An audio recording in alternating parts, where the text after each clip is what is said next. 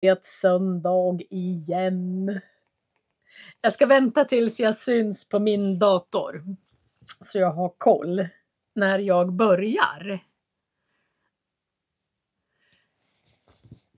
Det är fantastiskt väder ute.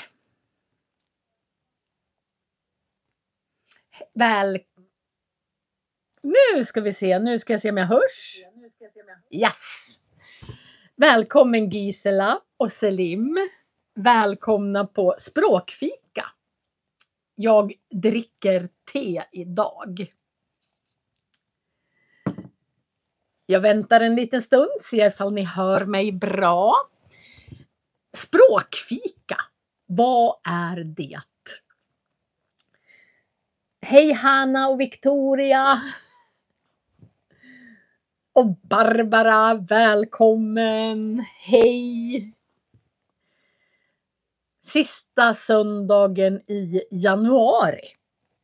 Den 26 är det idag. Välkommen Kristin och Fatima. Och Kristin. Och Emily och Blaise.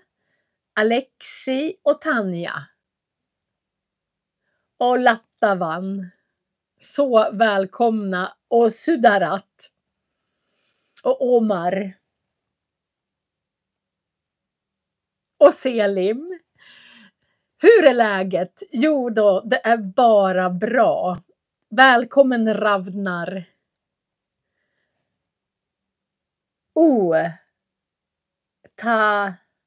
Vet ej det namnet, men Edik och Samar.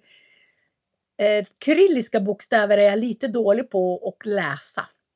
Lucky och Mikita. Ni dricker vatten med citron. Okej. Välkommen Vitali. Allt är bara bra. Och jag tänkte berätta för er vad en språkfika är, ni som är nya. Välkommen Oksana och Selim. Ja, jag har snö. Ni ser.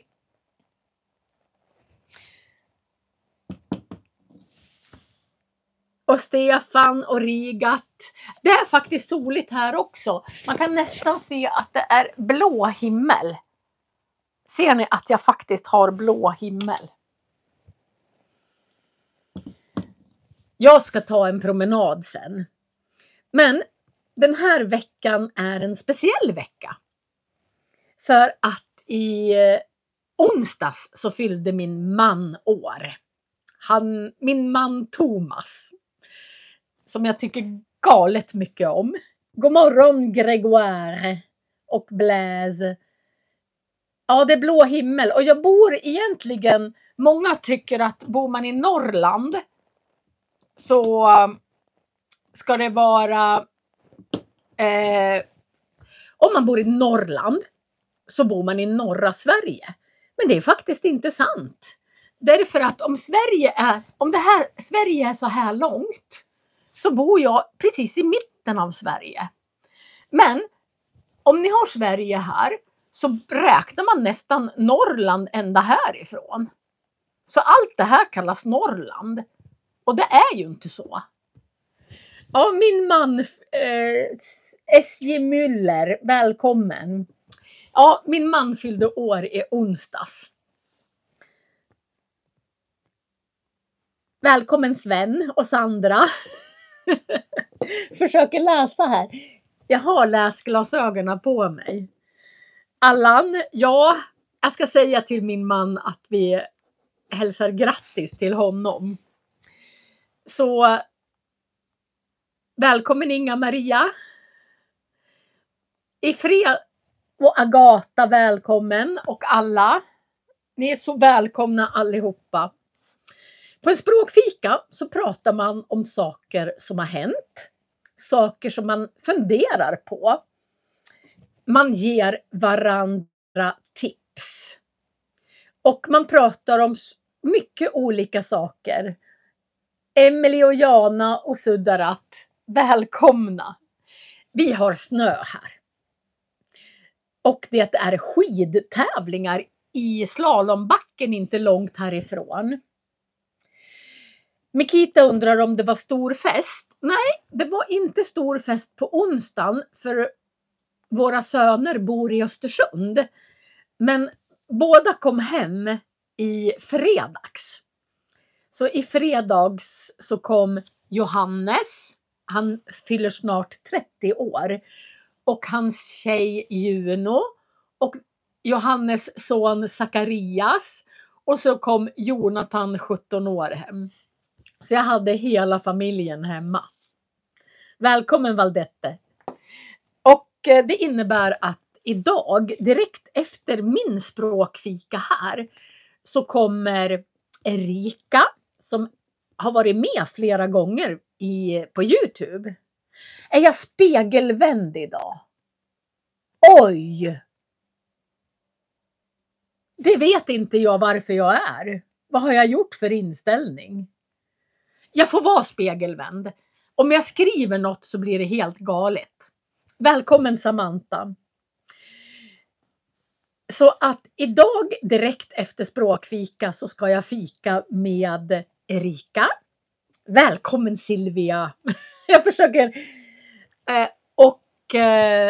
Erika, jag var tillsammans 2004.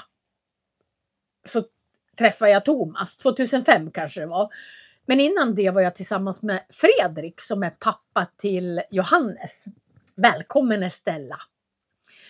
Och jag behöll hans syster, det var min svägerska, och hans mamma och pappa som vi fortfarande kallar farmor och farfar. Och de ska komma på fika idag. Och det ska bli jättetrevligt. Precis nu så åkte Johannes och Juno och Zacharias iväg till Östersund med bil. Välkommen Lyckoshen. Så idag, det har blivit mycket fika och mycket träffas. Och det har varit jättetrevligt. Välkommen Ahmad. Ja, vad ska jag prata om idag? Jo, jag har föreläst väldigt mycket. Alltså jag har blivit anlitad som föreläsare. Det innebär att nu skriver någon med tigrinja-bokstäver. Amhariska kanske.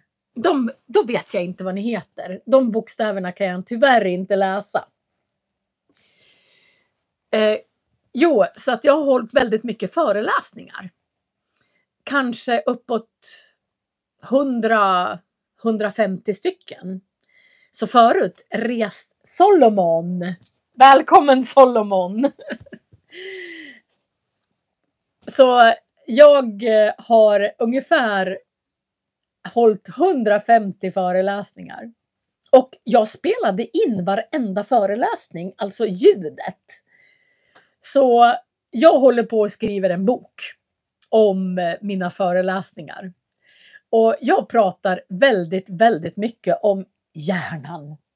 Jag älskar hjärnan. Alltså hjärnan är... Välkommen Jana! Alltså vi har superdatorer här uppe. Och det finns otroligt många sätt som vi kan utvecklas på. Och jag återkommer oftast till hjärnan både när jag har språkfika med er och när jag fikar med mina kompisar. Och välkommen Teddy! Och även när jag har lektioner med mina elever så pratar jag ofta om hjärnan. Den är superintressant. Det finns många som har för sig att de inte kan en massa saker. Nej, jag är inget bra på matte. Nej, jag är inget bra på att lära mig språk. Nej, jag kan inte det här. Och välkommen Mona. Och då är det så här att era hjärnor är bra där ni övar. Så om man övar på ett ställe som man känner att det här kan jag, det här är jag bra på. Man kanske övar jättemycket matematik. Då är man bra på matematik. Välkommen Semira. Man kanske övar Ja, vi pratar om hjärnan just nu. Jag ska komma in snart på vad jag vill att ni ska göra. Efter jag har pratat klart om hjärnan. Och då är det så här att där man inte är bra, vi säger att man måste öva någonstans. Och då, ju mer man övar. Goodboy har praktik i hälsovårdscentralen för första dagen imorgon. Lycka till! Det kommer gå bra. Ha ett leende.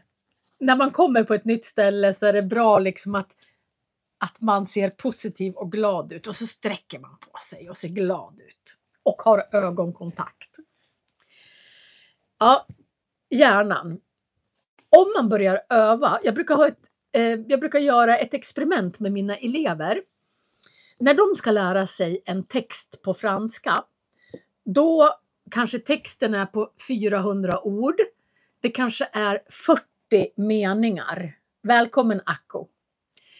Det kanske är 40 meningar i den texten eller 50. Då gör jag att jag skriver in texten i min dator med större stil på texten. Så jag kanske har storlek 20, punktstorlek 20 eller 25. Så att texten blir ganska stor. Välkommen Asiab. Och så klipper jag sönder, så att det blir en mening på varje lapp. Och när de ska lära sig den här texten så lägger de, då kommer det ju huller om buller. Hela texten kommer i oordning, den franska texten. Och sen ska de översätta till svenska. Och när de lär sig texten, för det är lätt att lära sig text i ordning. Därför att då kan man gissa sig till sammanhanget. Men om man klipper sönder en text, då kommer den i oordning. Och då är det svårare att översätta. Då måste man verkligen kunna alla orden. Och då börjar mina elever med att lägga alla meningarna i en kan-hög. Och sen lägger de dem i en kan-inte-hög. Och sen lär de sig alla meningar. När de kan alla meningar så får de lägga upp alla meningar på rad på bordet. Och sen ska de tänka översättningen i huvudet 3 gånger. Och då får de ta tid på sig. Välkommen Kedir. Då ska de ta tid på sig och se hur lång tid tar det att översätta de här meningarna i huvudet 3 gånger. Och de blir väldigt förvånade. Därför första gången kanske det tar 2,5 minut. Andra gången kanske det tar 2 minuter. Och tredje gången kanske det tar 1 minut och 10 sekunder. Och då brukar jag förklara för dem att det som händer, välkommen Vindia, det som händer i hjärnan när man gör en sak sådär, då varje tanke man tänker är en elektrisk impuls som går mellan olika hjärnceller. Och ju snabbare det går, desto bättre, jag kommer svara på det snart, desto bättre, desto snabbare går det. Därför man har gjort det 3 gånger så har man oftast förminskat hastigheten med hälften. Och då brukar jag prata med synapser. Och Gular skriver att alla hjärnor är inte samma. Och det vet jag. Men alla kan träna sin hjärna utefter sin egen förmåga. Så man kan alltid bli bättre. Till exempel så finns det nu olika neurorörelser man ska göra för att träna hjärnan. Om man googlar, välkommen Sanna. Och om man gör vissa rörelser, så här korsrörelser, att man kan googla på neurorörelser. Då kan man till och med träna hjärnan genom att man gör rörelser. Men alla kan träna upp sin hjärna, alltså utefter sin egen förmåga. Så även om någon kan träna ord så att man lär sig 100 ord om dagen, så kanske någon lär sig 5 ord om dagen. Men det spelar ingen roll, för man tränar sin egen hjärna på vad den behöver öva på. Och man kan mäta aktiviteten i hjärnan genom EEG. Helt rätt, Barbara. Men man kan se skillnad på sig själv bara genom att börja att göra någonting som kanske från början är svårt. Men bara efter man har upprepat några gånger så har det blivit en ny elektrisk väg i hjärnan. Och det finns studier som visar att det tar 21 dagar att skapa en ny vana. När man ska börja lära sig till exempel ett språk, så är det väldigt jobbigt i början. Därför att om man ska lära sig till exempel svenska, så har man inte utvecklat den delen i hjärnan. Hjärnan ser inga mönster och hjärnan upplever att vissa saker är svårt.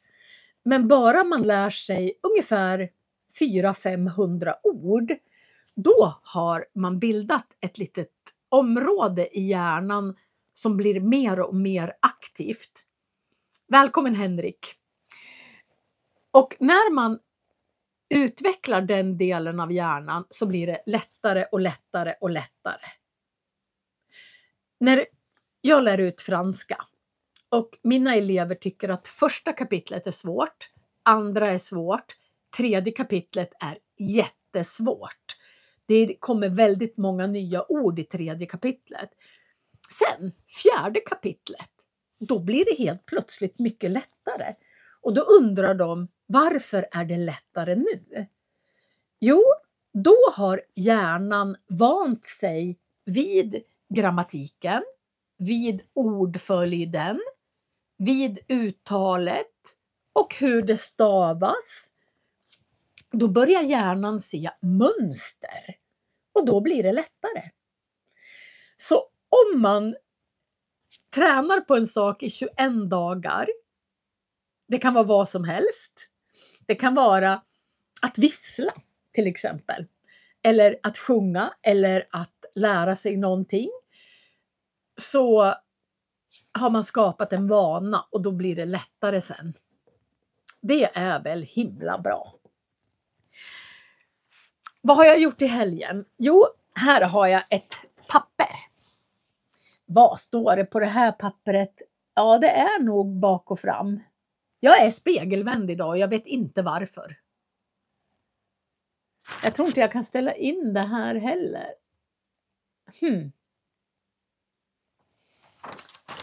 Ja, jag får vara spegelvänd idag. Men min son, han går i 2:an på gymnasiet och han ska ha prov på satsdelar. Ja, det är samma sak när vi studerar på universitetet. 3:e eller 4:e är det är svårare än det sista. Ja, det kan vara så för att man har vant hjärnan att läsa. Min son ska ha prov på satsdelar i grammatik. I svenska, tycker ni att man måste kunna satsdelar om man ska lära sig svenska? Tycker ni att det är viktigt? I tyska måste man kunna satsdelar eftersom man har olika artiklar. Tack Lina! På tyska så är det väldigt viktigt med satsdelar. Men ni som lär er svenska, tycker ni att det är viktigt med satsdelar? Behöver man kunna det? Ni får gärna skriva i chatten om ni tycker det är viktigt. Ja, det finns många parallellord mellan tyska, svenska, engelska. Det är mycket lättare att lära sig ett språk om man har samma språkfamilj. om det är på samma del utav språkträdet. Så jag har väldigt lätt att lära mig tyska, engelska, nederländska, engelska. Sen har jag lätt att lära mig romanska språk eftersom jag kan franska. Så det blir lättare och lättare att lära sig språk ju fler språk man kan. Att svenska är svårt att skriva. Ja, ett bra sätt att träna att skriva, det är att ni lyssnar på mig och så skriver ni det jag säger. Och sen så finns det undertext. Och sen kan ni rätta er själva med hjälp av undertexten. Så om jag pratar så skriver ni exakt det jag säger under 30 sekunder kanske. Och sen så tar ni bort undertexten när ni lyssnar så att det blir som en dikté, en diktamen. Och så skriver ni och sen så lär ni er att skriva alla orden sen. Jag brukar säga till mina elever att har de svårt att stava ett ord så ska man skriva det ordet för hand 5 gånger. För att då lär man sig att stava det. Man ska helst inte sitta på dator och träna och skriva så här. Utan skriv ordet för hand 5 gånger. För mig är franska svårare att lära sig än svenska. Ja, det förstår jag. Om man inte har den språkstammen så blir det annorlunda. Tycker ni att det är viktigt med satsdelar? Måste man kunna predikat, subjekt, ackusativobjekt eller direktobjekt, dativobjekt eller indirekt objekt, adverbial, attribut, agent. Estella tycker att det är viktigt att kunna satsdelar. Jag försökte vilka samtalssituationer rekommenderar du speciellt? Shikuri är på kurs D men fattar inte argumenterande text. Det finns otroligt många. Anita Pil finns det en youtuber som heter. Och hon gör väldigt mycket filmer som hon använder i skolan tror jag. Och där finns det nog argumenterande text. Så om ni skriver in Anita Pil argumenterande text så kommer det säkert många filmer. Det tror jag. När man lär sig satsdelar då ser också hjärnan mönster efter ett tag. Så att jag sa till min son så här. Okej, här är det 23 meningar med satsdelar. Och då sa jag så här. Ta ut, välkommen Katarina. Ta ut alla predikat först. Predikat, det är verben. Så då fick han skriva P under alla predikat. Och sen fick han skriva S, subjekt, på alla subjekt. Och då är det ju vem eller vad gör predikatet. Alltså vem skriver, vem pratar. Och då blir det subjektet. Så mamma pratar. Pratar är verbet, det är predikat. Och subjektet är den som gör det. Och så fick han skriva på alla 23 meningar subjekt och predikat. Då började han med det. Sen fick han skriva alla objekt. Och sen så fick han skriva allt annat. Så då såg hjärnan mönster. Och så lärde han sig det ganska snabbt. Uttal så tycker jag att ni ska härma mig. Titta på hela den här videon i efterhand. Och sen så pausar ni och så säger ni efter precis som jag pratar. Så lärde jag mig franskt uttal. Jag har fortfarande en viss dialekt på franska. En viss utländsk svensk accent. Så att det hörs att jag inte är fransk. Men jag har ganska bra uttal. Så härma, titta på min mun. Jag pratar ofta väldigt tydligt. Jag artikulerar. Börja artikulera och härma. så blir uttalet bättre. Ju mer ni övar, desto bättre blir det. Och om man har svårt med uttalet först, det är för att man inte har ett område i den delen av hjärnan där man övar uttalet. Ju mer ni övar, desto bättre blir ni. För då gör ni nya vägar, elektriska vägar i hjärnan. Det är bra. Ja, vad ska jag prata om mer då? Jag har en liten fusklapp som vanligt. Jag tycker ju att när man ska lära sig någonting så kan man, jag brukar säga det, att det är bra att läsa olika typer av böcker eller artiklar. Och då har jag med mig några av mina intressen här. Här står det fjällflora, men det är tyvärr så är det spegelvänt. Jag brukar lära mig, när jag är ute och går så försöker jag lära mig olika saker varje dag och så man blir medveten om, alltså världen ser helt annorlunda ut om man kan många ord. Till exempel eskimoer, de har säkert 40 ord för snö.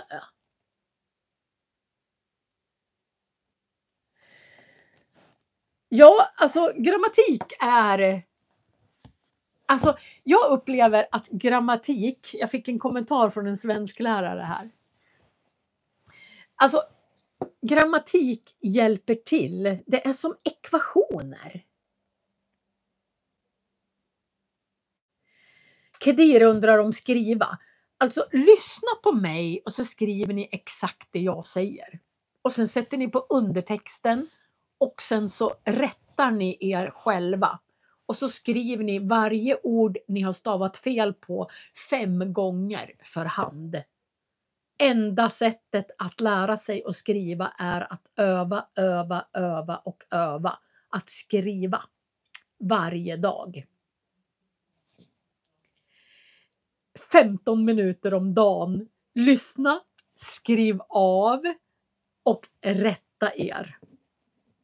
Det är hårt arbete att öva upp hjärnan, men ju mer ni övar, desto snabbare lär ni er faktiskt. De säger så här, att jag tror jag har sagt det här förut, att jag var ute och gick i skogen med en kompis som är biologilärare. Och helt plötsligt så blev hon helt exalterad. Hon bara, wow! Och jag tittade, jag såg ingenting. Och jag förstod inte varför hon var så exalterad. Det är ett svårt ord. Men då visade det sig att på samma sten så växte det 4 olika sorters mossa. Jag kommer inte ihåg vad mossorna heter nu, men det var i alla fall väldigt ovanligt att det fanns 4 olika typer utav mossa på samma sten. Och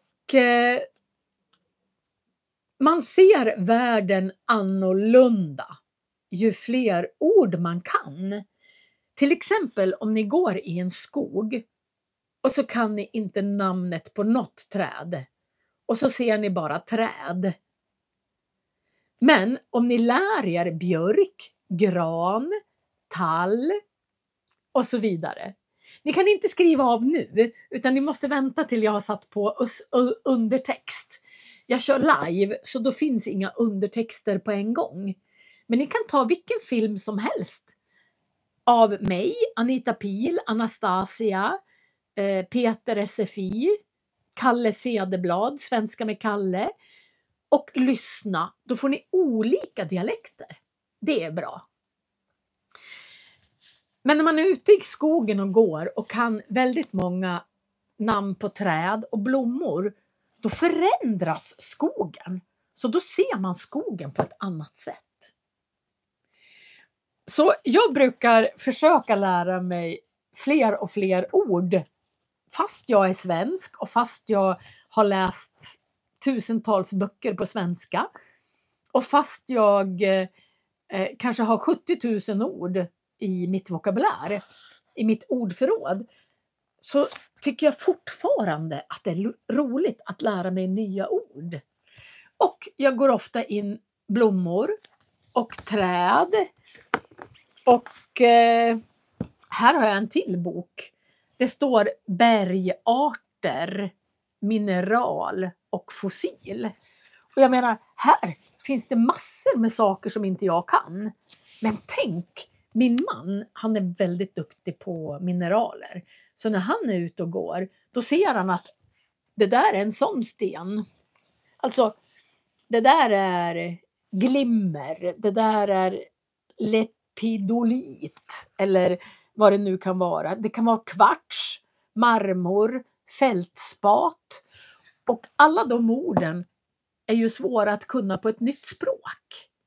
Jag kan dem inte på franska och engelska till exempel. Men om man lär sig ett nytt språk, då kan det vara bra att man lär sig 10 kanske lite annorlunda ord per dag. Jag tycker om blommor. Så här har jag fältflora. Sen kan man även, alltså nu står ju allt baklänges. I don't know why. Man kan lära sig om djur. Vad fiskar heter och vad de olika djuren heter. Som man, jag menar, trollslända. Trollslända. Det kanske man aldrig har hört förut. Nu ska vi se om jag hittar en olika ugglor. Nu krafsar min katt på dörren för hon vill komma in här. Hon brukar sätta sig bakom mig här. Och sen så måste jag kela med henne när jag sitter och jobbar. Jag älskar böcker. Vi har hur mycket böcker som helst. Jag tycker att alla ni som bor i Sverige och har tillgång till bibliotek och skroten, alltså återvinningscentraler, där brukar folk kasta böcker i speciella behållare. Och så hämtar man böcker. Massor med böcker. Jag samlar på mig såna här gamla böcker. Den här tycker jag är helt ljuvlig. Den här heter Utomhuslekar. Den här var för barn. Alltså, den här skrevs... vilken liten text. 1956 kom den här boken ut. Och jag tycker att den är helt ljuvlig. Det finns olika bilder hur man ska leka de här olika lekarna. Och här finns det ju väldigt mycket beskrivningar. Jag ska se om jag hittar en kortare.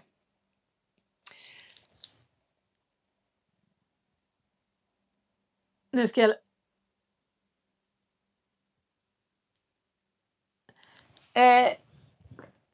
Svenska fungerar det att du har ett ord, men beroende på vilken sten du ser mossan på betyder annan sorts mossa.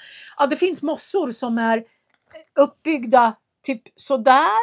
Och sen så att själva växten, att det är som våningsmossa. Och sen så finns det finns jättemycket. Stefan tycker om underbara blommor och medicinalväxter. Det är hans hobby. Antagligen så kommer Stefan lära sig ganska mycket blommor på svenska och medicinalväxter. Men jag tycker att det är roligt att hitta en sån här gammal bok. Till exempel här kan man leka. Ni ser där, leker om någonting. Och det heter ringtroll. Så här, rita en stor ring på marken. Antingen med en pinne eller med en kritbit. Leker ni på en gräsmatta kan ni utmärka ringen med ett rep eller ett snöre. Bara i den... Ja men tack Lana. Men bara i den lilla så kan man, alltså meningen, då kan man tänka ringtroll. Vad är ett troll? Rita en stor ring på marken. Man kanske inte vet ordet marken. Och så står det antingen med en pinne. Antingen. Vad kan det betyda? Eller med en kritbit. En krita, det är sånt som man målade på svarta tavlor förut, innan man hade vita tavlor som man ritade med tusch på. Leker ni på en gräsmatta kan ni utmärka ringen. Alltså man kan märka ut ringen, göra ringen med ett rep eller ett snöre. Och rep och snöre kanske inte heller är vanliga ord. Så det innebär att får man tag på olika böcker så kan man lära sig ett helt annat ordförråd bara genom att läsa 4 meningar. Jag tycker om att tova. Och då kan man ju undra, vad gör man när man tovar? Jo, då tar man ull och sen så, om man har ull ifrån får och sen så använder man vatten som det är tvål eller såpa i. Och sen så formar man ullen, man liksom tovar ihop det, man gnuggar på det. Då fäster ulltrådarna med små hakar i varandra. Så här. Och så kan man, och det här här finns det olika som har tovat, det här är säkert i Sydamerika där de har tovat filtar. Och jag tycker det är ganska roligt.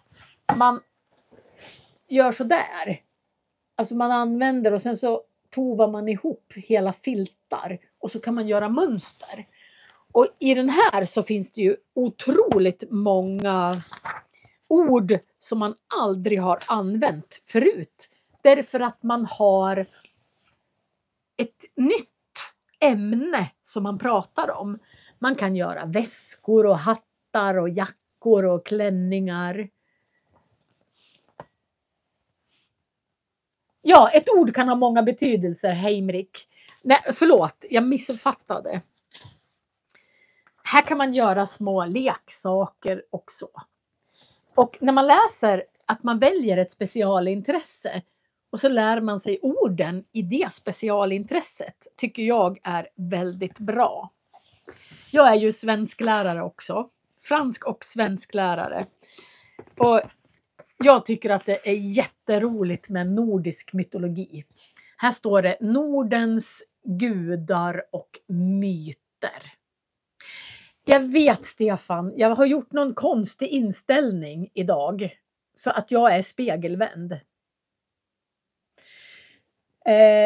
Jag har en fråga om barnböcker. Är Tove Janssons böcker för nybörjare eller avancerade? Jag tycker egentligen att man kan läsa alla böcker.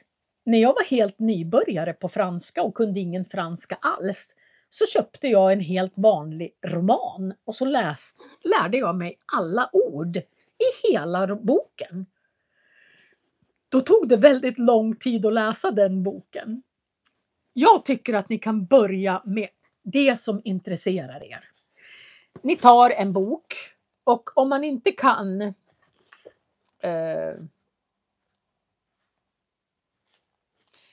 om man inte kan en mening, då lär man sig alla orden i meningen bara.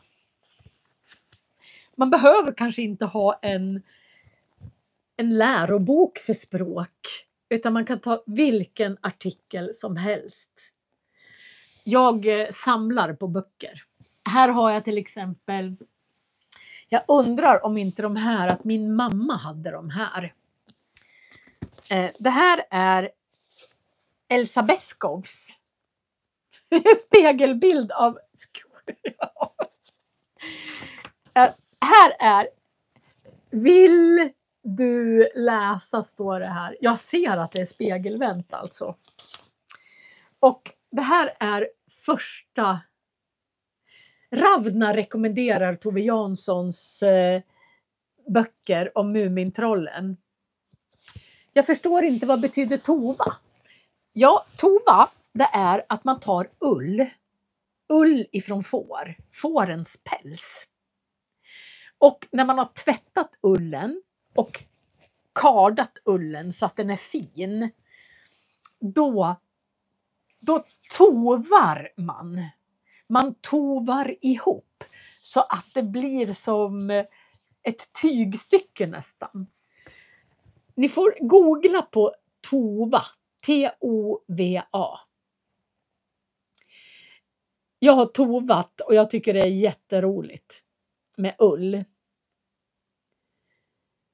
Barbara kan läsa spegelskrift men inte du. Nej, men jag tycker om såna här gamla böcker. Alltså det här är Vad vill du läsa 1 och 2 och det är första böckerna och de är så slitna. Alltså de är så slitna.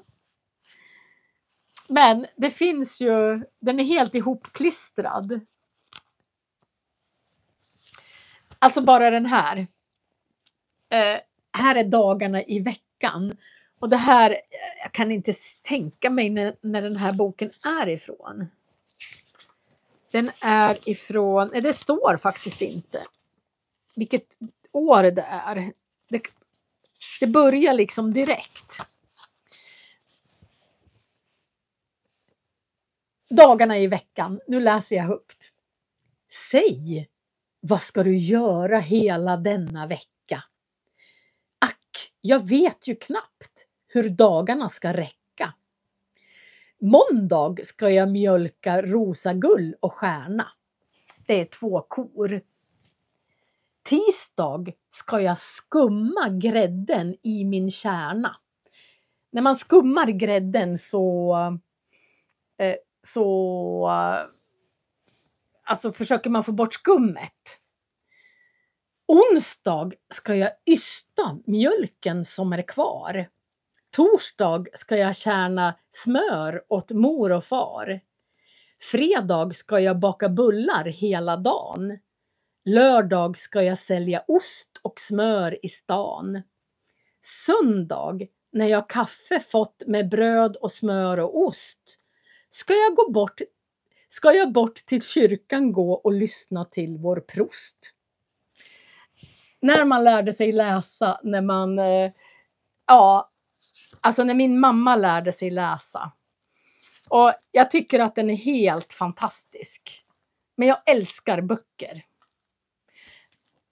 Jag kanske ska läsa in, här står det om Lucia. Här står det om julklappsköpet. Om stjärngossar. Januari. Olles skidfärd. Här finns det väldigt mycket. Alltså det var så min mamma lärde sig läsa. Genom att läsa de här böckerna. Sen kan man ju hitta på skolor. Om ni bor i Sverige så kan ni gå till en skola och fråga ifall de vill bli av med lite svenskböcker till exempel. Det finns så otroligt mycket. Ibland så gör skolor en utrensning och då slänger de jättemycket böcker. Då brukar jag brukar samla på de böckerna. Så här står det svensk minispråklära. Och här finns det ordklasser och satsdelar.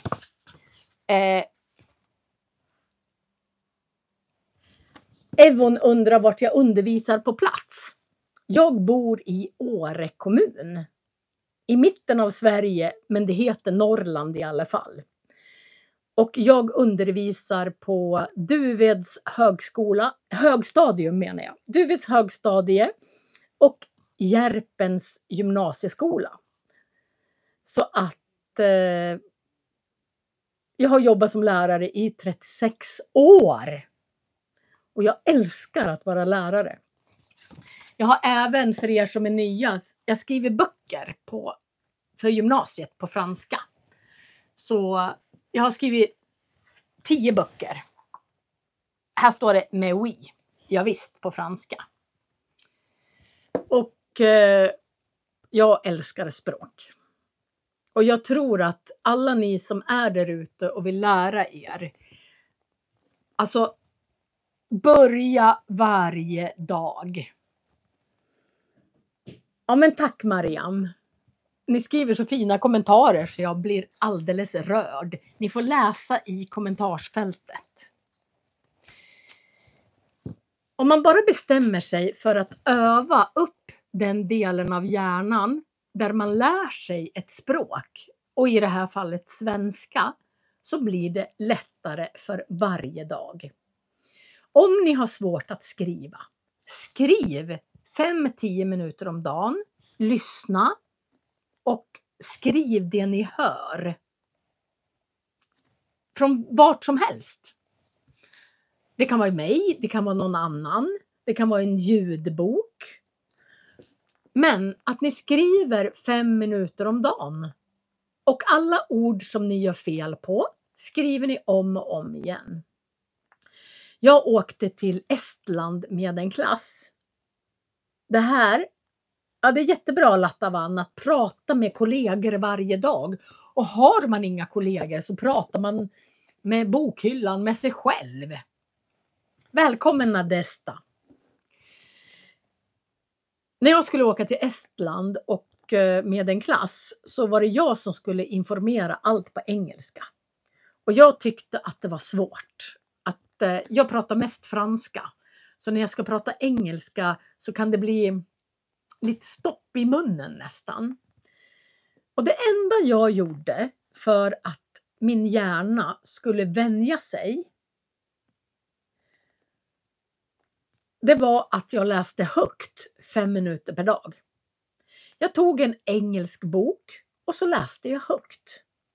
Jag artikulerade och var väldigt noga med att försöka uttala bra för att vänja munnen med att uttala på ett främmande språk, alltså att uttala på engelska. För man använder helt andra muskler när man uttalar. I 2 veckor bara så läste jag 5 minuter om dagen. Och sen hade jag inga problem att prata på engelska. För man har väldigt mycket inne i huvudet. Men man kanske inte får ut det i munnen. Och då måste man öva uttal. Öva att prata. Och ofta när man pratar med människor på jobbet då kanske man säger samma sak. Hej, hur är läget? Hur mår du? Och så vidare. Men när ni läser högt i en bok, då måste ni uttala otroligt många andra ord. Så läs högt 5 minuter om dagen ur en svensk bok, en svensk artikel. Så kommer ni att öva så pass mycket så det blir ett jättestort område i hjärnan. Och så blir det lättare att uttala. Vad tror ni om det? Ja, böcker är ju min passion. Här har jag en ganska rolig bok. Den heter Franska ord till vardags. Ni kommer inte se. Om en person gör något under väldigt lång tid betyder det mycket. Det betyder att de älskar sitt arbete. Ja, 36 år som lärare. Den här är ganska rolig. Den är indelad i år, klockan, högtider, huset, delar av huset, möbler.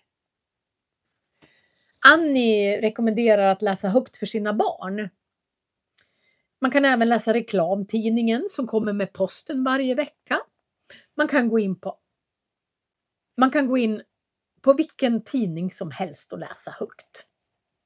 Då övar man uttalet. I en av dina böcker bär pojkarna i Santa Lucia en vit spetsig mössa. Ja, det gör de. I Lucia-tåget så har Lucia har ljus i håret.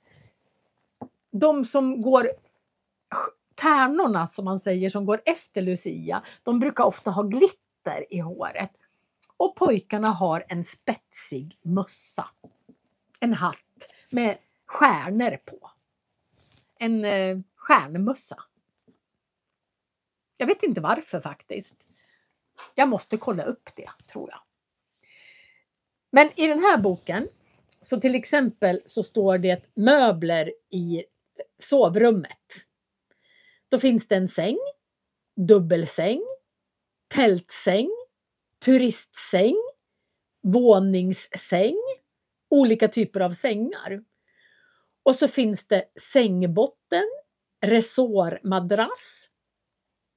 Det är hur madrasserna som man sover på kan se ut. Sen har ni ett nattduksbord. Det är bordet som står bredvid sängen. Skåp, klädskåp, garderob, galge. Man kan också säga klädhängare. Man kan ha en byrå och i byrån så finns det en byrålåda, spegel, matta, väckarklocka. Och då finns det 2 olika typer av väckarklocka. Elektrisk väckarklocka eller batteridriven väckarklocka. Och sen står det väckarklockan ringer. Och hela den här boken är full med ordsamlingar kan man säga. Och det ni skulle kunna göra, det är till exempel Stefan som är intresserad av blommor och medicinalväxter. Då skriver man sin egen ordlista på just det temat. Och sen så pluggar man på dem. Man kanske tycker om stenar. Man kanske tycker om att sy. Då måste man lära sig alla syord. Och sen gör man egna teman som man lär sig. Massor med ord varje dag. Och så försöker man hitta artiklar på nätet som handlar om just det. Någon utav er var väldigt förtjust i grammatik kanske. Ja, då lär man sig grammatik. Jag älskar grammatik. Sen finns det ju, nu ska vi se. Här finns det en bok som heter Studiestrategier i gymnasiet. Och man kan googla på hur lär man sig bäst? Vad ska man ha för strategi? Och sen så gör man på det sättet varje dag. 5 minuter varje dag. För då skapar man efter 21 dagar så skapar man elektroniska vägar så att man lär sig lättare. Öva varje dag, ge inte upp. Lär er något nytt varje dag. De säger det, jag vet inte om det är sant, att jag fyller 61 år i sommar. Och de säger att för att man inte ska bli dement så ska man träna hjärnan och lära sig något nytt varje dag. Ja, här stod det, kan du rekommendera AI-app för att öva uttalet? Jag har ju en helt fantastisk, jag bara älskar ett gratisprogram som heter Clipchamp. Nu ska vi se, där har jag den. Någonstans. Clipchamp login ska jag ta. Nu såg jag inte vad det stod. Jag ska göra så här. Nu ska vi se om det blir rätt eller om det blir fel. Ja, nu står det rätt. Här har ni någonting som heter Clipchamp. Här kan man skriva in text. Och sen så får man det språket man vill ha. Om man går in här så trycker man på gör en ny video. Och sen så finns det någonting som heter record and create. Och sen heter det text to speech. I den här lilla rutan här så kan man skriva in på svenska. Och så väljer man en svensk röst. Det finns hur många röster som helst. Där ser ni. Och sen går vi till svenska. Oj, oj, oj. Långt ner. PQ, KLMNO, PQRS. Spanska är jag på nu. Det finns otroligt många röster här. Swedish. Där tar vi svenska. Och då kan man skriva in här vad man vill att den ska uttala. Och så gör den det. Då får man text to speech. I väldigt många ordbehandlingsprogram kan man också skriva in en text och sen så får man då kan man få det ordbehandlingsprogrammet att läsa upp det. Jag tycker inte alltid att Google är jättebra, alltså Google Translate, det kan bli en ganska mekanisk röst som läser upp. Men det finns sök på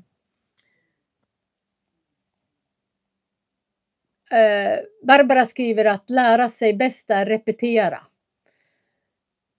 Det finns ett ordspråk som heter repetition är kunskapens moder. Ju mer man repeterar, desto mer lär man sig. Alltså det spelar ingen roll om man ska öva boxning eller ridning eller simning eller... Tanja använder Forvo. Det måste jag skriva upp om det är ett uttal. Ni får ge tips till varandra vad ni använder för att få ett bra uttal. Ja, nu har det snart gått en timme. Jag har fortfarande inte druckit så mycket te, kallt kaffe alltid. För att jag pratar hela tiden.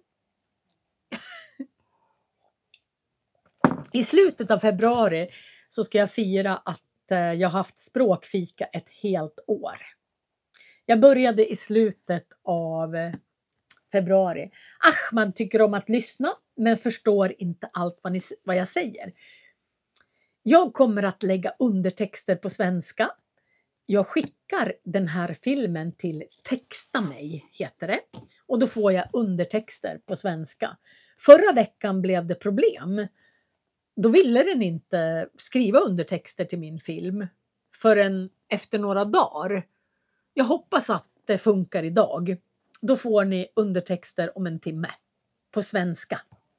Sen lägger jag till andra språk senare idag. Ja, nu ska jag gå ner och duka fram fika till farmor och farfar och Erika. Som kommer snart för att fira min man som fyllde år. Jag pratar kanske tydligt. Ja. Jag artikulerar. Alla ni som kom in alldeles nyss. Ni kan titta på den här videon i efterhand. Så fort jag slutar nu så finns den här videon under. Om ni skriver in Marie Rödemark och sen tittar ni på spellistorna så finns det en som heter live. Och då går ni in på live och då finns hela den här filmen där. Och man kan se från början. Vi ska inte äta semlor, det hade vi tänkt. Men vi ska äta farmor och baka bullar. Och sen så ska vi äta en schwarzwaldtårta. Och en kladdkaka och kaffe. Det blir supergott. Ja, jag kör live varje söndag klockan 12. Och har gjort snart ett år. Och alla går att titta på i efterhand. Med undertexter så kan ni öva att skriva. Så tack så fantastiskt mycket för att ni har varit med mig. Så ska jag gå ner och koka kaffe. Och vi ska äta tårta. Tack så hemskt mycket för att ni har varit med. Emily och Samantha. Och jag ska säga grattis till min man. Och Tanja, tack för idag. Ha en fin dag. Och Stefan och Emily. Och Annie och Laila. Och Inga-Marie. Och Sven. Och Barbara och Emily. Och Aise och Alexi. Tack för att ni har varit med och tittat. Och Lattavan och Shikuri och Ravnar. Vi ses nästa söndag. Klockan 12 varje söndag. Om jag inte skulle vara jättesjuk. Välkommen.